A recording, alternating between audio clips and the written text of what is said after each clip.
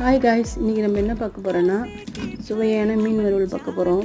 அதுக்கு முதல்ல மீனை நல்லா கழுவி அதுக்கப்புறம் மிளகாய், பூண்டு, உப்பு, அரிசி மாவு, கொஞ்சோண்டு காரத்தூள் போட்டு நல்லா விட்டுட்டு அதுக்கப்புறம் நல்லா கொஞ்சம் 10 நிமிஷம் ஊற வச்சுட்டு அதுக்கப்புறம் சுட சுட தோசைக்கல்லில் போட்டு எடுத்திங்கன்னா சுவையான மீன் வறுவல் கிடைக்கும்.